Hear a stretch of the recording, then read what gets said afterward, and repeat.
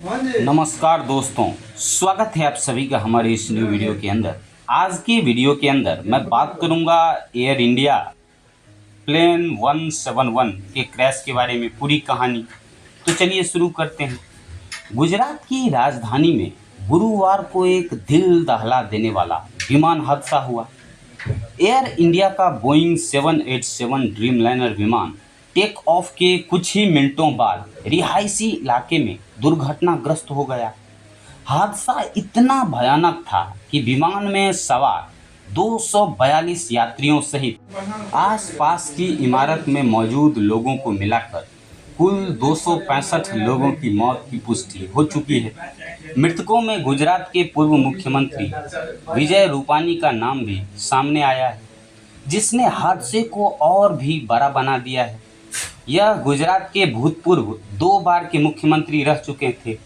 यह विमान AI-171 अहमदाबाद से लंदन के गैटविक एयरपोर्ट के लिए उड़ान भर रहा था।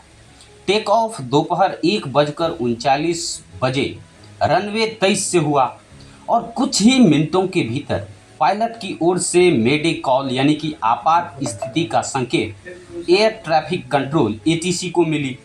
दुर्भाग्यवश उसके बाद कोई प्रतिक्रिया नहीं आई और देखते ही देखते विमान एक मेडिकल कॉलेज के हॉस्पिटल पर गिर पड़ा। यदि वीडियो के आगे हम बात करें हादसे के संभावित प्रमुख 3 कारण के बारे में, तो चलिए शुरू करते हैं। पहला बड़ा कारण लैंडिंग गियर का खुला रहना। अमेरिकी एरोस्पेस सलाहकार एंथनी ब्रिकहाउस ने इस बात पर चिंता जताई कि टेक ऑफ के दौरान विमान के लैंडिंग गियर ऊपर क्यों नहीं हुए। लैंडिंग गियर खुले रहना एक गंभीर तकनीकी समस्या की ओर इशारा करता है। इस बात की पुष्टि वायरल वीडियो से होती है, जिसमें विमान हवा में उठने के तुरंत बाद असामान्य ढंग से झुका दिख रहा है। इससे संकेत मिलता है कि पायलट को गड़बड़ी का पहले ही अंदाजा हो गया था और वे स्थिति को संभालने की कोशिश कर रहे थे। दूसरा प्रमुख कारण की यदि बात करें तो दोनों इंजन का फेल होना। विशेषज्ञों के अनुसार यह संभव है कि टेक ऑफ के दौरान विमान के दोनों इंजन पावर लॉस का शिकार हो गए।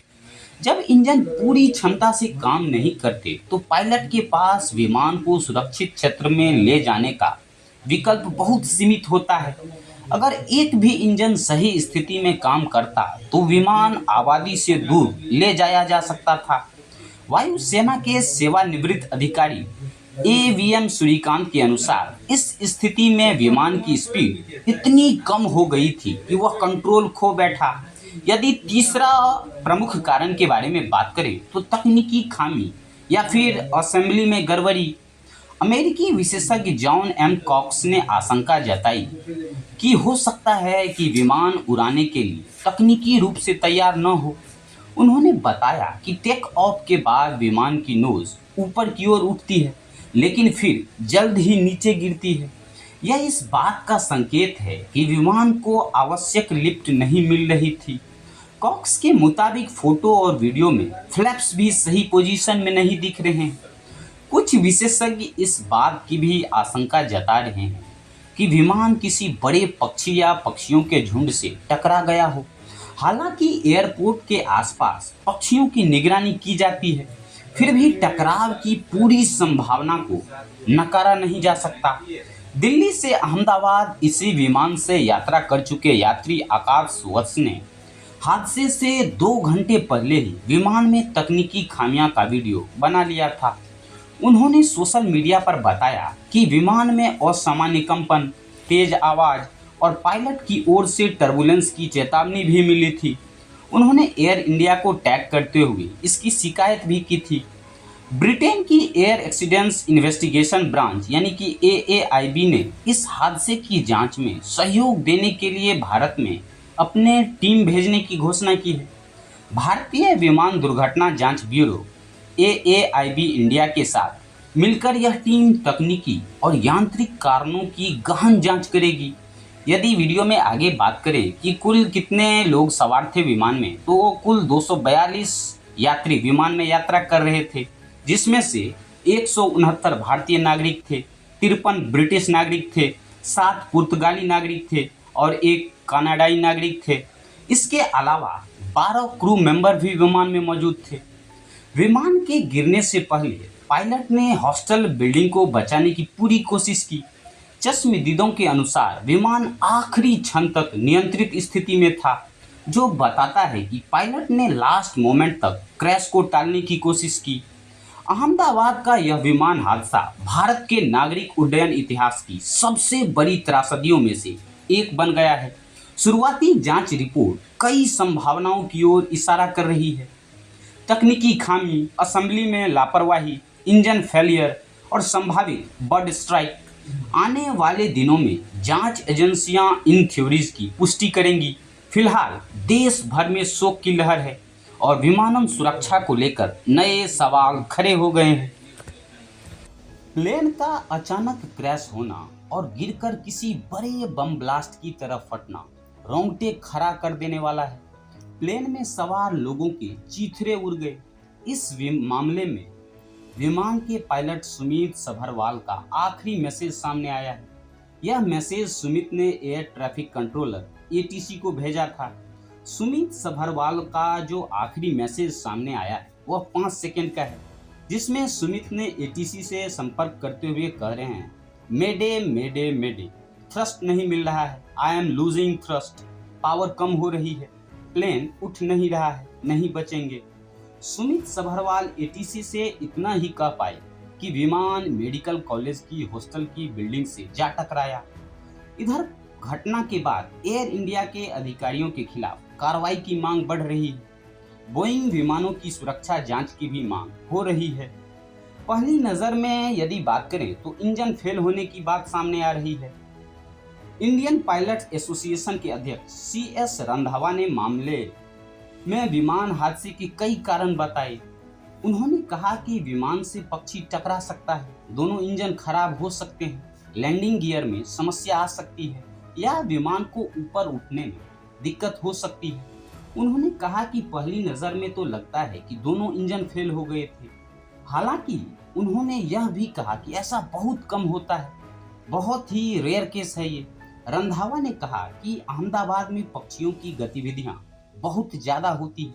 अगर कोई पक्षी टकराता है और दोनों इंजन प्रभावित होते हैं तो वे जल सकते हैं या काम करना बंद कर सकते हैं। उन्होंने आगे बताते हुए कहा कि दूसरी संभावना यह है कि विमान दिल्ली से आया था। जब कोई विमान ऊंचाई पर उड़ता है तो उसके पंख ठंडे हो जाते हैं। पंखों में ईंधन होता है और ठंड के कारण पानी की बूंदें बन सकती है। ये बूंदें ईंधन का हिस्सा बन सकती है। विमान को अगले चरण के लिए अहमदाबाद में ईंधन भरा गया था। इंजीनियर पानी की मिलावट या किसी अन्य अशुद्धियों की जांच के लिए ईंधन परीक्षण करते हैं और यह किया भी जाना चाहिए। विमान पूरी तरह से ठीक था और उड़ान के लिए बिल्कुल तैयार था, इसलिए मैं तोड़फोड़ या फिर तकनीकी खराबी की संभावना से पूरी तरह से इनकार करता हूं। पायलट्स एसोसिएशन के अध्यक्ष ने बताया कि उन्होंने टेक ऑफ और उसके बाद हुए हादसे के सीसीटीवी फुटेज को कई बार देखा। वे इस रहस्य को समझना चाहते थे। उन्होंने कहा कि लैंडिंग गियर टेक ऑफ से लेकर क्रैश तक नीचे दिख रहा है। एक विमान पर 4 बल काम करते हैं, लिफ्ट, वजन, थ्रस्ट और ड्रैग। अगर लैंडिंग गियर नीचे रह जाता है तो यह बहुत ज़्यादा ड्रैग पैदा करता है। ऐसा लगता है कि ड्रैग था क्योंकि गियर वापस नहीं लिया गया था। फ्लैप्स की यदि बात करें तो टेक ऑफ के दौरान हम आम तौर पर 787 पर फ्लैप्स 5 का उपयोग करते हैं। प्रदर्शन सीमित हवाई अड्डों पर हम फ्लैप्स 15 का उपयोग करते हैं। अंत में फ्लैप्स नीचे नहीं दिखते हैं। ऐसा लगता है कि विमान ने ऊंचाई हासिल की है, शायद 350 से 400 फीट। वीडियो से मुझे लगता है कि लैंडिंग गियर वापस नहीं लिया गया था। तो क्या ऐसा हो सकता है कि क्रू गियर उठाना भूल गया हो सकता है कि कप्तान ने ऑटो पायलट चालू कर दिया और फिर गियर उठाने का आदेश दिया हो। हालांकि सवार कर रहे कुल 242 यात्रियों में से केवल एक यात्री की जान बच पाई और वो भी उनके भाग्य का नतीजा नहीं था, बल्कि उन्होंने अंत समय में अपने साहस के कारण और अपनी सूझबूझ के कारण अपनी जान बचाने में सफल हुए।